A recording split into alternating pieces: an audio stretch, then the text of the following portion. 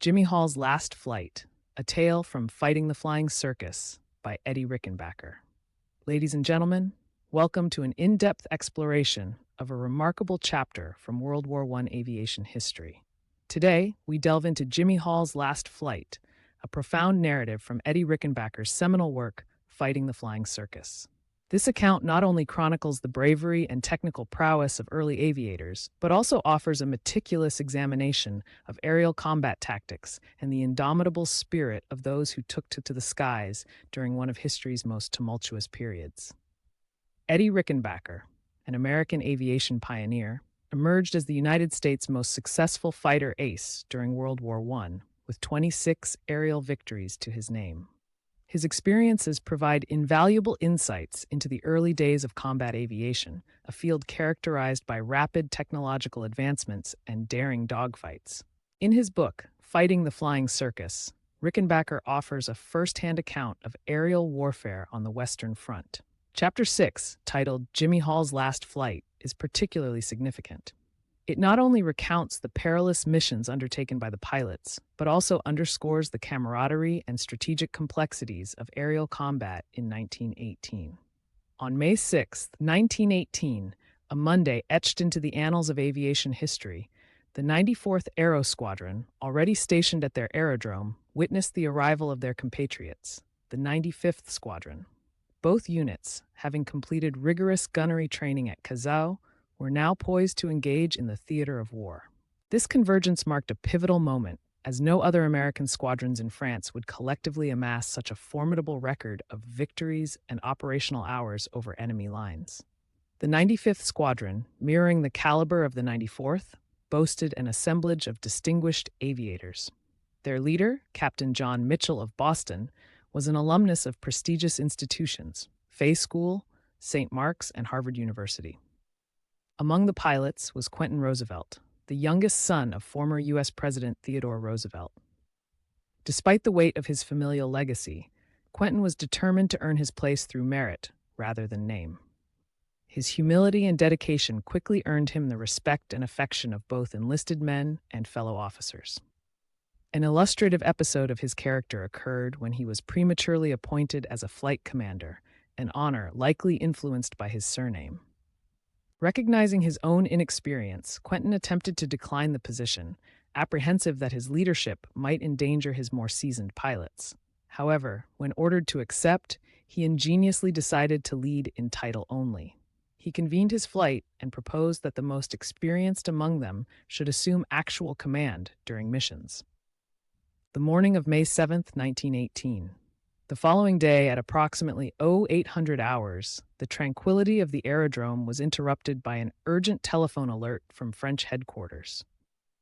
Enemy reconnaissance aircraft, specifically 4 German planes, were reported over Pont-à-Mousson, advancing southward. The first flight of the 94th Squadron, consisting of Rickenbacker himself, Jimmy Hall, and Lieutenant Eddie Green, was on standby duty. The urgency of the situation demanded immediate action. The pilots swiftly donned their gear, and ground crews hurried to prepare the Nieuport 28 aircraft, fighters known for their agility and speed, but also for structural vulnerabilities at high velocities. The meticulous pre-flight checks were a testament to the rigorous standards upheld by these aviators. Ascending rapidly, the trio reached an altitude of 12,000 feet as they approached Pont-à-Mousson, situated on the Moselle River.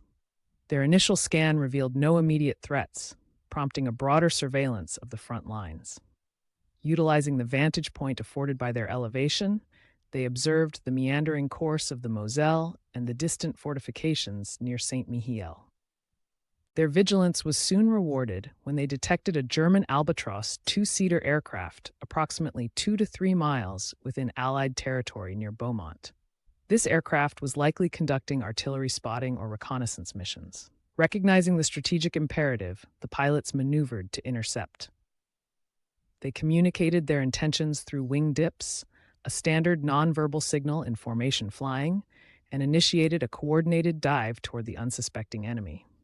As they closed in, German anti-aircraft artillery, commonly referred to as Archi, began firing.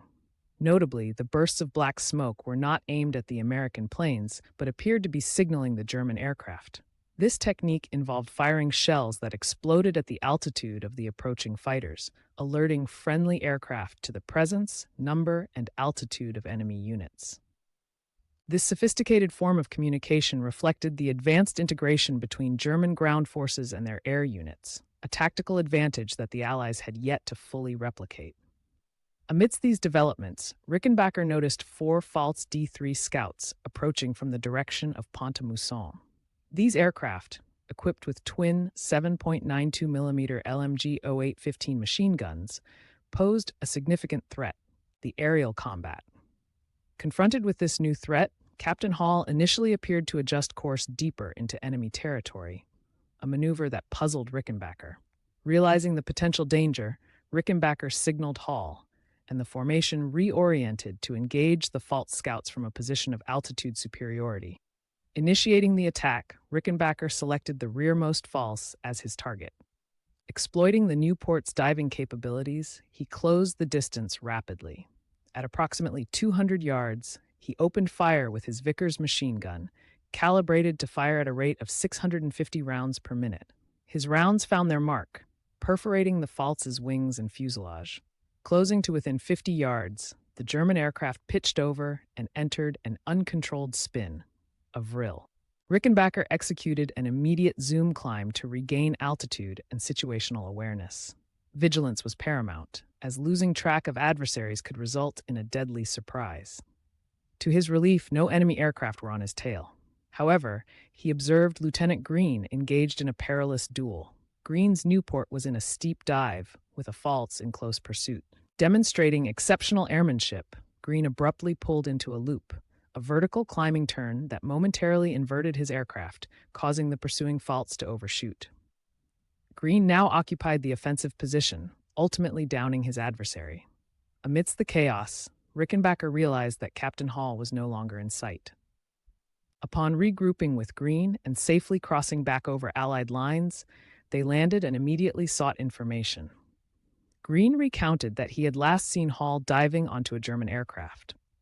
Subsequently, Hall's aircraft was observed entering a spin with a missing upper wing, a catastrophic failure likely induced by excessive stress during high-speed maneuvers. The squadron feared the worst. Considering the altitude and nature of the structural failure, survival seemed improbable. Hall's disappearance was a significant blow, not only emotionally but also strategically, given his expertise and leadership within the squadron.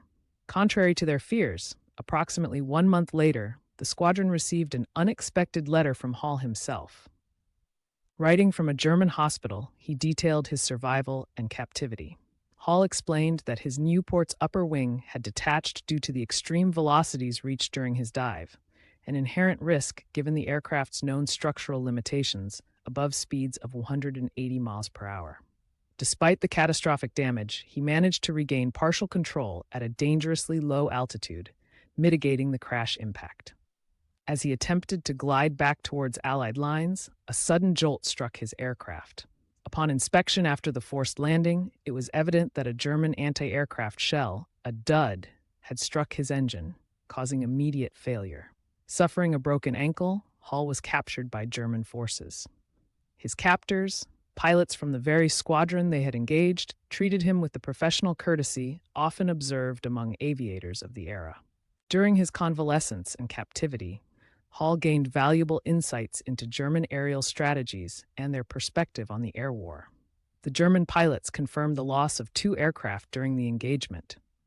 Moreover, Hall observed the efficiency of German coordination between ground artillery and air units. Such signaling allowed German pilots to make informed decisions rapidly. The reunion in Metz. Fast forward to November 19, 1918, the day following the armistice that ended hostilities on the Western Front. Members of the 94th Squadron flew over from their aerodrome at Rembercourt to witness this historic event. Amidst the celebrations, they inquired about Hall's whereabouts, having heard of his possible release.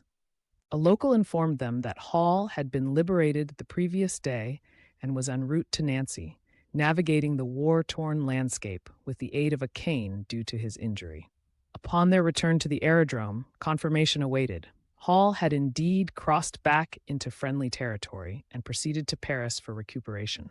During their reunion, Hall provided a meticulous account of his accident and subsequent experiences. He elaborated on the mechanical failure resulting from the Nieuport's compromised structural integrity, a critical consideration for aircraft design and pilot training moving forward.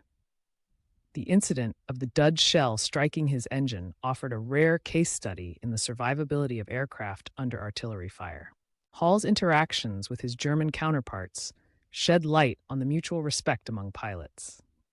Despite being adversaries, there existed a professional acknowledgement of skill and bravery, a chivalric code that occasionally transcended the animosities of war.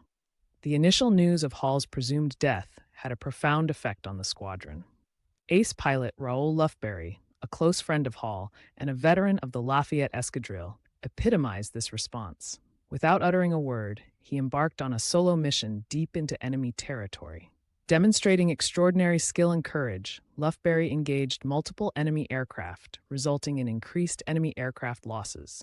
This period marked a surge in aggressiveness and effectiveness within the squadron.